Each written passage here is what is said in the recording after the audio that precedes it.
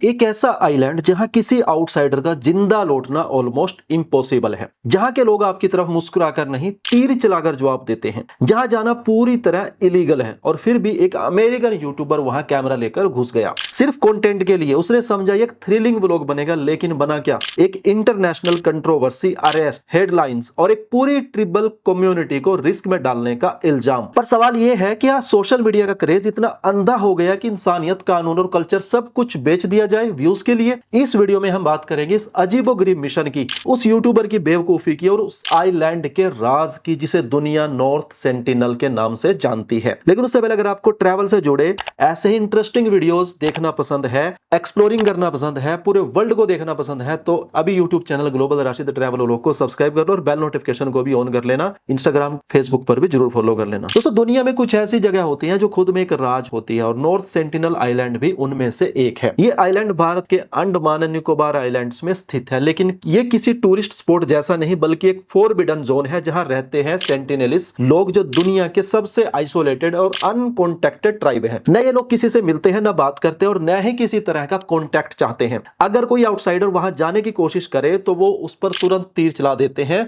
इतना खतरनाक बिहेवियर किसी गुस्से या नफरत का नतीजा नहीं है, बल्कि अपने एग्जिस्टेंस को बचाए रखने की जरूरत है। इन लोगों का सिविलाइजेशन से कोई लेना देना नहीं है, न मॉडर्न तरीके से और ना ही किसी बीमारी का इलाज इनके पास होता है। अगर एक आउटसाइडर भी बीमारी लेकर चला गया तो पूरी कम्युनिटी खत्म हो सकती है। साल 2006 में 2 फिशरमैन गलती से इस आइलैंड के पास पहुंच गए थे और उन्हें मार दिया गया था। साल 2018 में अमेरिकन मिशनरी जॉन एलन चाउ भी बिना परमिशन के गए और वो कभी वापस नहीं आए क्योंकि सेंटिनलीज ने उन्हें मार गिराया था। इसको देखते हुए इंडियन गवर्नमेंट ने 1956 से ही ये लॉ बना रखा है, किसी भी इंसान को इस आइलैंड के 3 नॉटिकल माइल्स मींस समुद्री मील के अंदर भी जाने की इजाजत नहीं है। और ये बैन सिर्फ सेंटिनलीज को प्रोटेक्ट करने के लिए नहीं बल्कि उन आउटसाइडर्स के लिए भी है जो वहां जाने की कोशिश करते हैं। गवर्नमेंट को पता है कि अगर कोई वहां गया तो उनकी जान भी जा सकती है, इसलिए ये एरिया रिस्ट्रिक्टेड जोन डिक्लेयर किया गया है। यहां जाना सिर्फ परमिशन के बाद ही हो सकता है और नॉर्थ सेंटिनल के केस में परमिशन मिलती ही नहीं। इस बैन का एक और रीजन है जो है डाइसिस।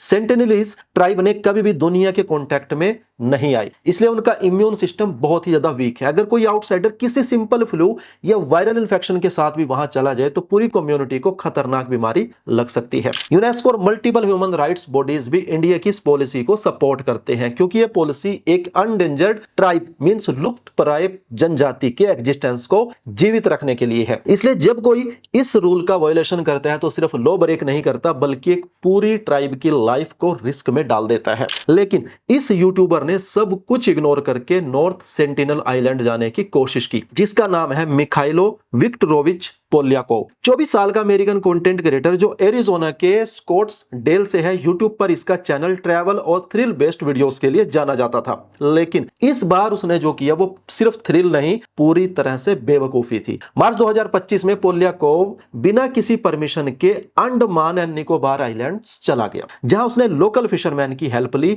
उनसे छोटी बोट अरेंज की और चुपके से नॉर्थ सेंटिनल आइलैंड के पास पहुंच गया। गवर्नमेंट की रिस्ट्रिक्शंस को इग्नोर करते हुए उसने अपने कैमरा सेटअप किया और अपने मिशन को रिकॉर्ड करने लगा। उसने एक डाइट कोक का कैन और एक नारियल बीच पर रखा जिसे वो गिफ्ट कह रहा था।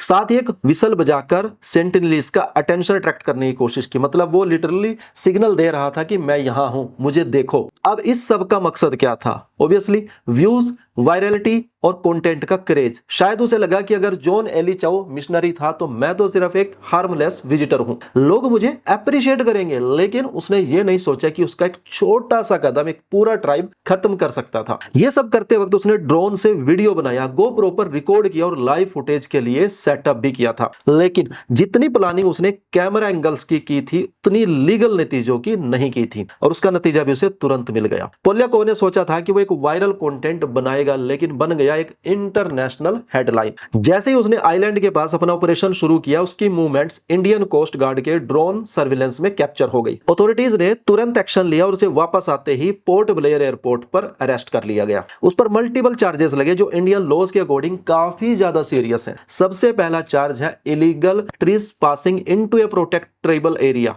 मींस संरक्षित जनजातीय क्षेत्र में अवैध रूप से प्रवेश। ये अकेला ही एक ऐसा गुना है जिसमें 5 साल तक की जेल और 1 लाख रुपए तक का फाइन हो सकता है। साथ ही उस पर the scheduled tribes and other traditional forest developers act और the Andaman and Nicobar islands regulation 1956 के वायलेशंस का केस भी बन सकता है। अभी मिखाइलो जुडिशियल कस्टडी में है और उसके खिलाफ इंडियन गवर्नमेंट ने स्ट्रॉन्ग स्टैंस ले लिया है। ऑफिशियल्स ने यह भी क्लैरिफाई किया कि किसी भी फॉरेन सिटीजन को रूल्स तोड़ने की छूट नहीं दी जा सकती, चाहे वो मिशनरी हो, ट्रैवलर हो या फिर यूट्यूबर। उसकी लीगल टीम अब बेल करने की कोशिश करा रही है, लेकिन मीडिया रिपोर्ट्स के मुताबिक केस को लाइटली नहीं लिया जा रहा है, क्योंकि यह सिर्फ लॉ का इशू नहीं, नेशनल सिक्योरिटी, स्वदेशी राइट्स और इंटरनेशनल रिस्पॉन्सिबिलिटी का भी मैटर है। अथॉरिटीज ने उसके कैमरे इक्विपमेंट को भी सीज कर दिया है और इन्वेस्टिगेशन हो रही है कि क्या वो कंटेंट ऑलरेडी ऑनलाइन अपलोड हो चुका था या नहीं, और अगर अपलोड हुआ होगा तो हो सकता है उस पर एडिशनल चार्जेस भी लग जाएं। दोस्तों, मिखाइलो पोलियाकोव का केस नया जरूर है, लेकिन नॉर्थ सेंटिनल आइलैंड के आसपास पहली बार किसी आउटसाइडर ने रिस्क नहीं लिया। इससे पहले भी एक और शॉकिंग इंसिडेंट हो चुका है, जो था 2018 में जॉन एली चाउ का, जिसका अंजाम दुनिया ने हेडलाइंस में पढ़ा था। अब जैसा मैंने आपको पहले ही बताया, जॉन चाउ एक 26 साल का अमेरिकन मिशनरी था, जिसका मकसद था सेंटिनलीज कम्युनिटी को